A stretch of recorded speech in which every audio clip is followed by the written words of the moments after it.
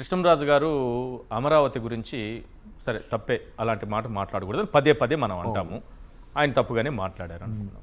కొమ్మినేని గారిని కూడా అవును ఒక ప్రాంతం గురించి మాట్లాడినందుకు, వ్యక్తులు కాదు, వ్యక్తిత్వం కాదు, ఒక ప్రాంతం గురించి మాట్లాడినందుకు కృష్ణంరాజు గారిని జైల్లో పెట్టారు, కొమ్మినేని గారిని జైల్లో పెట్టారు. మరి జగన్మోహన్ రెడ్డి గారు సీఎం సీట్లో కూర్చున్నా సరే ఒక సైకో అని, ఒక తొగ్లక్ అని, పరదాల సీఎం అని, అది కాకుండా కుటుంబ సభ్యుల గురించి, సతీమణి గురించి, పార్టీ నాయకులైన మిమ్మల్ని కానీ మీ కుటుంబ సభ్యులను కానీ ఇతరులు కానీ అంత నీచాతి నీచమైన రాతలు రాస్తూ అన్ని డిబేట్లు పెట్టిస్తూ ఉంటే మీరు అధికారంలో ఉన్నప్పుడు ఏం చేశారు సార్? ఏం చేస్తామండి? ఇవాళ పత్రికా స్వేచ్ఛ అనేది ఒకటి ఉంది. ఆ పత్రికా స్వేచ్ఛ ముసుగులో రాధాకృష్ణ లాంటి కొందరు రాజకీయ బ్రోకర్లనండి, ఒక అనైతికమైన వ్యక్తులనండి, డబ్బు కోసం ఏదైనా చేసేటటువంటి వ్యక్తులనండి, వాళ్ళు విచ్చలవిడిగా చేస్తున్నప్పుడు వారి మీద యాక్షన్ తీసుకోవాల్సినటువంటి బాధ్యత ప్రభుత్వానికి ఉంటుంది. అట్ ది సేమ్ టైం జర్నలిస్టులందరికీ కూడా ఉంటుంది. ఎందుకంటే జర్నలిస్టు సమాజం చాలా పెద్దది. వాళ్ళు సమాజాన్ని ప్రభావితం చేసేటటువంటి శక్తివంతులు.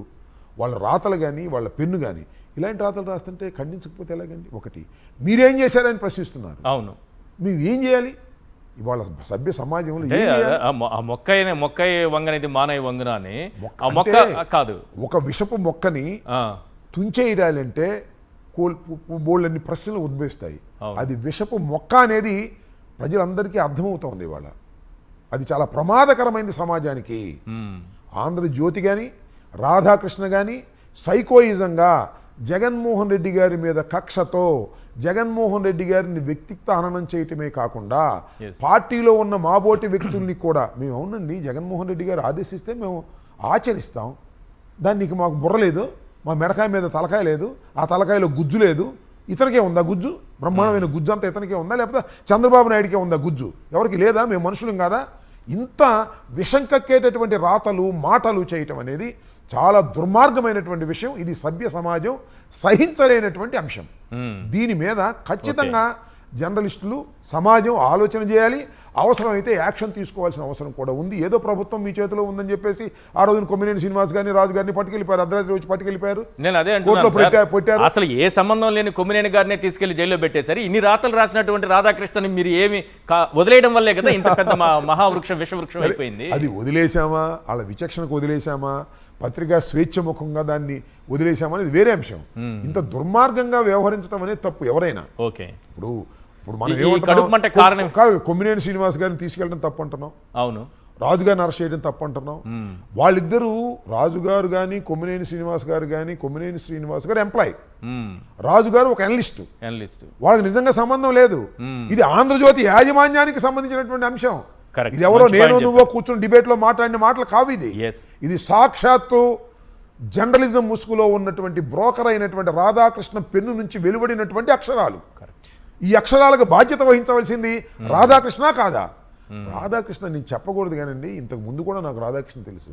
అతను జర్నలిస్టుగా పేరులో వచ్చాడు కానీ అతను అన్ని రకాల బ్రోకరిజం చేయగలిగినటువంటి సమర్థుడు. అందువల్ల అతను ఎదిగాడు. ఇంతమంది జర్నలిస్టున్నారు, ఎవరు నాకు ఆ స్థాయికి ఎదిగారా? ఏది పడితే చేయగలిగినటువంటి సమర్థుడు కాబట్టి ఎదిగాడు. సరే ఎదిగాడు, అతను అదృష్టం, అది వేరే విషయం. చంద్రబాబు సపోర్ట్ చేశాడు, చంద్రబాబుని బెదిరిస్తాడు, చంద్రబాబుని బ్లాక్మెయిల్ చేస్తాడు, ఏం చేసుకుంటాడు, అది వేరే విషయం. కానీ వైఎస్ఆర్ కాంగ్రెస్ పార్టీ మీద, జగన్మోహన్ రెడ్డి గారి మీద, జగన్మోహన్ రెడ్డి కుటుంబం మీద, అదేవిధంగా జగన్మోహన్ రెడ్డి గారితో పనిచేస్తున్న మా కుటుంబాల మీద ఈ రకమైనటువంటి విషం కక్కటాన్ని ఈ సమాజంలో ఎవరు సహిస్తారు? ఎవరు దీన్ని హర్షిస్తారు? ఎవరు దీన్ని సమర్థిస్తారు? దానికి సమాధానం కావాలని అడుగుతా ఉన్నా. అంటే ఈ ప్రజాస్వామ్యం నుంచి కూడా ఒక ఒత్తిడి వస్తుంది కదా, ఎందుకు ఇలాంటి మాటలు అనిపించుకోవాలి? ఏం ఆ పార్టీలో ఉండకపోతే ఏంటి, వైఎస్ఆర్సీపీలో ఉండకపోతే ఏంటి, జగన్మోహన్ రెడ్డి గారు చెప్పిన మాటకి జై కొట్టకపోతే ఏంటి? అంటే కుటుంబ సభ్యులు అంటే మాకు ఈ రాధాకృష్ణ విషయం మాకు తెలుసు, ఆంధ్రజ్యోతి విషయం మాకు తెలుసు, కానీ ఇలాంటి మాటలు మాట్లాడితే మాకు బాధ కలిగిద్ది, రక్తం ఉడికిపోద్ది తప్ప మా గమ్యం మారదు. ఓకే, మా లాయలిజాలు మారవు, పార్టీతో మాకున్న విశ్వాసాలు మారవు. వాటన్నింటినీ దెబ్బ కొట్టాలని ప్రయత్నం చేస్తున్నాడు. ఇప్పుడు మావిగాని విషయం నువ్వు మాట్లాడు, తప్పులేదు, మావిగాని కరెక్ట్ కాదని ఇంకోటని మాట్లాడు. కానీ ట్రోల్ చేసే విషయాలు, జగన్మోహన్ రెడ్డి గారు సైకో అనే విషయాలు, జగన్మోహన్ రెడ్డి గారికి ఏం తెలియదు అనే విషయాలు మీరు చెప్తున్నారు, భజన చేస్తున్నారు, చేసుకోండి. వాళ్ళ ఆంధ్రజ్యోతి కానీ ఇంకా ఇతర పత్రికలు కానీ జగన్మోహన్ రెడ్డి గారు ఏం మాట్లాడినా తప్పు అంటారు, చంద్రబాబు ఏం మాట్లాడినది రైట్ అంటారు, అమరావతి అద్భుతం అంటారు. ఏమైంది అమరావతి నాకు తెలియక అడుగుతాను. ఎప్పుడు ప్రారంభించారు మీరు అమరావతి? ఎప్పుడు మీరు ఫౌండేషన్ వేశారు? 5 సంవత్సరాలు మీరు ఉన్నారు, ఏం చేశారు అమరావతిలో? ఇవాళ వచ్చారు, ఇవాళ ఏం చేస్తున్నారు మీరు అమరావతిలో? అమరావతి పూర్తి కాదు అని మీరే చెప్తున్నారు కదా. పూర్తిగానే అమరావతి గురించి భజన చేయాలా మేము? నాకు అర్థం కాలేదు. వైఎస్ఆర్ కాంగ్రెస్ పార్టీ కూడా ఆల్టర్నేటివ్ విధానాన్ని, ఒక మంచి విధానాన్ని జగన్మోహన్ రెడ్డి గారు మచిలీపట్నం, విజయవాడ, గుంటూరు అని మావిగనని ఒక సూచన చేశారు. సూచనకి భయపడుతున్నారే. భయపడి ఇలాంటి పిచ్చి రాతలు, పిచ్చి వ్యాఖ్యలు, సైకోయిజంగా ప్రవర్తించి ఏదో ఒక విధంగా బూతులు తిట్టే కార్యక్రమం చేస్తున్నారంటే మావిగన్ ప్రభావం తీవ్రంగా ఉంది రాష్ట్రంలో. ఎందుకు జై కొట్టారు మీ పార్టీ నాయకులు చెప్పండి? జగన్మోహన్ రెడ్డి గారు మావిగన్ అనగానే ఎందుకు జై కొట్టారు? రాధాకృష్ణ గారు అడుగుతున్నారు అనుకుందాం, ఈ బూతులన్నీ పక్కన పెట్టేద్దాం, డైరెక్ట్ క్వశ్చన్కే వద్దాం. ఎందుకు కొట్టకూడదండి? జై ఎందుకు కొట్టకూడదు? అసలు అమరావతి ఎందుకు జై కొట్టాలి? అమరావతి ఎవరు కోరుకున్నారు? ఒక రామోజీరావు గారు అమరావతి పేరు పెట్టాడని, లేదా అక్కడ ఉన్నటువంటి రైతులను కూడా ఇవాళంటే రైతులు త్యాగదనులని రైతుల దగ్గర నుంచి తీసుకోవడానికి ఎన్ని ఇబ్బందులు పెట్టారండి. ఇందాక చెప్పారు రామారావు అనే రైతు చనిపోయాడు. అవును, ఎందుకు చనిపోయాడండి? 12 సంవత్సరాల క్రితం ఇచ్చినటువంటి భూమి ఇల్లు కట్టుకోగలిగాడా? ఒక కమర్షియల్ కాంప్లెక్స్ కట్టుకోగలిగాడా? అసలు నేను చెప్తున్నా, ఇంతమంది రైతులు ఇచ్చారు కదా, 33,000 ఎకరాల రైతులు ఇచ్చారు కదా, ఎవరైనా ఒక్కళ్ళు సైట్ తీసుకున్నారా? ఒక్కరు ఇల్లు కట్టుకున్నారా? ఒక్కళ్ళు గృహప్రవేశం చేశారా? ఏంటి రైతుల పరిస్థితి ఏంటి? ఇరుక్కుపోయి ఉన్నారు రైతులు, మాట్లాడకపోవచ్చు. అమరావతి పొలం ఇచ్చాం కాబట్టి అమరావతి అద్భుతంగా జరుగుతుంటే మంచిది అనుకోవచ్చు, అద్భుతంగా జరగదనే విషయం వాళ్ళకి తెలియకపోవచ్చు. కానీ వాళ్ళ అమరావతిలో ఏం జరుగుతుందండి? వాళ్ళ 14,000 స్క్వేర్ ఫీట్కి 14,000 పెట్టి మీరు కన్స్ట్రక్షన్ చేస్తున్నారని ఎంత దోపిడీ జరుగుతుంది? ఈ దోపిడీ అంతని కూడా చూస్తూ ఊరుకోవాలా రాష్ట్ర ప్రజానీకం, లేదా వైఎస్ఆర్ కాంగ్రెస్ పార్టీ? ఇంత దారుణంగా అసలు నేను తెలియగలుగుతానండి. మాకు 11 సీట్లు వచ్చాయి, మీరు 11 సీట్లు వచ్చినటువంటి పార్టీకి మీరు గుర్తింపు కూడా ఇవ్వలేదు. మేము మావిగనని ఒక దాన్ని తీసుకొస్తే ఎందుకింద బెదిరిపోతున్నారు? చిన్న పార్టీ కదా, 11 సీట్లే కదా, బెదిరిపోతుంది. ఏమిటి ట్రోలింగ్, ఏమిటి వ్యాసాలు? మావిగన్ను మారీచా అని రాసి ఒక విమర్శనాత్మక ధోరణిలో నువ్వు రాస్తే పర్లా. మమ్ముల్ని, మా భార్యల్ని చెల్లెలుగా భావించమంటే జగన్మోహన్ రెడ్డి గారు చెబితే మేము భావిస్తామని, వాళ్ళకు పెళ్ళిళ్ళు కూడా చేసి పంపుతామని అటువంటి ఒక నీచమైనటువంటి మాటలు మాట్లాడుతున్నావంటే ఎంత పొగరెక్కింది నీకు? ఎంత ఆర్థికంగా ఎంత నువ్వు బలిసున్నా, అధికారంగా ఎంత బలిసున్నా, చంద్రబాబుకి ఎంత సన్నిహితంగా ఉన్నా, ఇలాంటి మాటలు మాట్లాడి కించపరిచేటటువంటి ధోరణికి నువ్వు వెళుతున్నావంటే దీన్ని ఎలా సహించాలంటున్నా? ఎలా సహిస్తూ చూస్తూ ఊరుకోవాలి? ఊరుకోక ఏం చేస్తామంటే అది వేరే అంశం. ఇది అన్యాయం కాదా? అధర్మం కాదా? ఇలాంటి పత్రికల్ని, ఇలాంటి ఛానల్ని ప్రజలు కానీ ప్రభుత్వాలు కానీ బహిష్కరించుకోకుండా ఉండటం సమంజసమా? ఖచ్చితంగా వాటిని బ్లాక్ చేయాల్సిన. అవును, ఇప్పుడు అమరావతి మీద ఇన్ని అప్పులు తీసుకొచ్చి అక్కడ అంత కన్స్ట్రక్షన్ జరుగుతూ ఉంటే భారీగా ఖర్చు పెట్టి భారీగా టెండర్లు పిలిచి ఇంత జరుగుతుంటే ఇప్పటికిప్పుడు మావిగన్ అనేస్తే అదేమైపోవాలి? గతంలో ఏమైంది? 5 సంవత్సరాలు ఇంత ఖర్చు పెట్టారు కదా, 16,000 కోట్లు ఖర్చు పెడతామన్నారు. ఒక 6,000 ఎంత ఖర్చు పెట్టారు, 2,000 బాకీ పెట్టిపోయారు. ఏమైందండి? నాకు అర్థం కాలేదు. ఇప్పుడు మాత్రం ఏమైందండి? గ్రీన్ ఫీల్డ్ సిటీ అవసరమా ఈ ఆంధ్రప్రదేశ్కి? అప్పుల ఊబిలో ఇరుక్కుపోతున్నటువంటి ఆంధ్రప్రదేశ్కి అవసరమా? ఈ మాత్రం కించితమైన జ్ఞానం కూడా లేదా? నేను అనేది ఏంటంటే, ఒక మావిగంతో ఏం జరుగుతుంది? నేను ఒక మాట చెప్తాను సార్. హైదరాబాద్ను రాజధానిగా మార్చడానికి వీల్లేదు, బెంగళూరును రాజధానిగా మార్చడానికి వీల్లేదు, మెడ్రాస్ను రాజధానిగా ఉన్నదాన్ని మార్చడానికి వీల్లేదు అని రెజల్యూషన్ చేయగలరా? ఎక్కడ లేదు. అది ఎందుకు చేయలేరు? Already the established cities. మార్చే ఆలోచన ఎవరికి రాదు.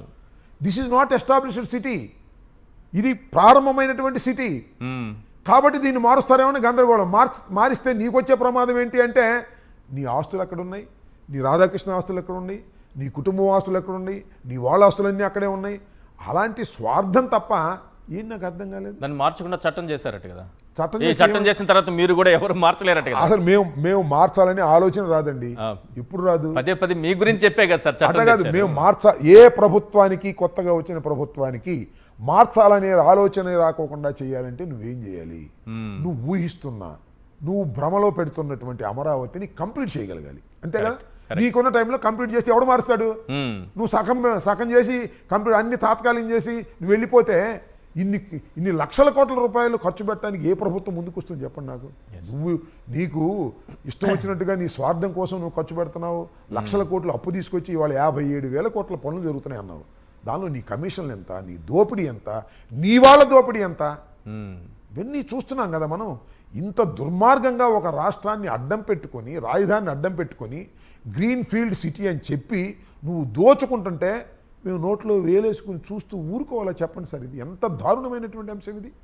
లోతుగా ఆలోచించకుండా అమరావతి అన్నాడు అంటే వెళ్ళిపోతే సరిపోతుందా? ఎక్కడ అమరావతి, ఎక్కడ కథ, అసలు అమరావతి ఎక్కడుంది, ఈ నిర్మాణం ఎక్కడుంది? నేను కూడా మొన్న చెప్పా, గుంటూరు బస్ స్టాండ్కి వెళ్ళి లేకపోతే విజయవాడ బస్ స్టాండ్కి వెళ్ళి అమరావతి టికెట్ అడిగితే ఎక్కడ తీసుకెళ్తారు? తాడేపల్లి తీసుకొస్తారా? డైరెక్ట్గా అమరావతి దగ్గరికి తీసుకెళ్తారు.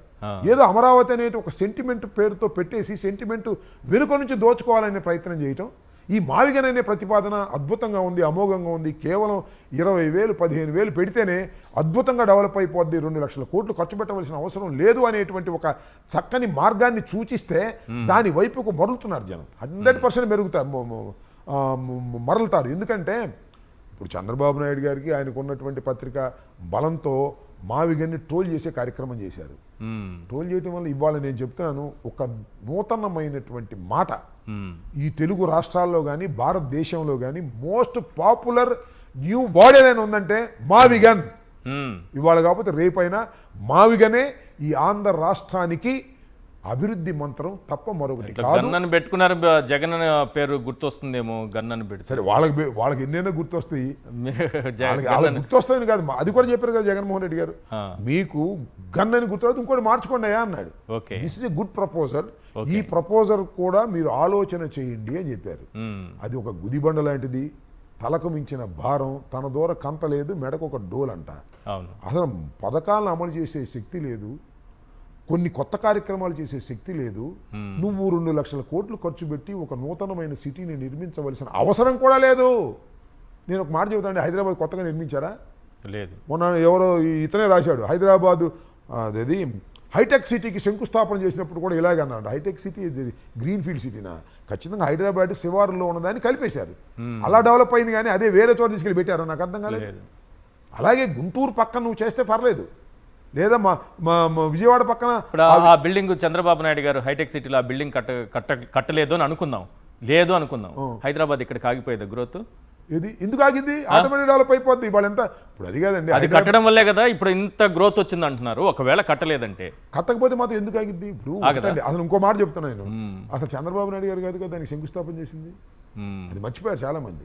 మర్చిపోయే విధంగా ఆంధ్రజ్యోతి, ఈనాడు, TV5, ఈటీవీ, ఆ టీవీ అన్ని కలిపి అసలు చంద్రబాబు నాయుడు దానికి శంకుస్థాపన చేశాడని, చంద్రబాబు నాయుడు గారే దీని ఆలోచన అని చెప్తున్నారు. అది చంద్రబాబు నాయుడు గారు ఆలోచన కాదు, చంద్రబాబు నాయుడు గారు శంకుస్థాపన చేసింది కూడా కాదు.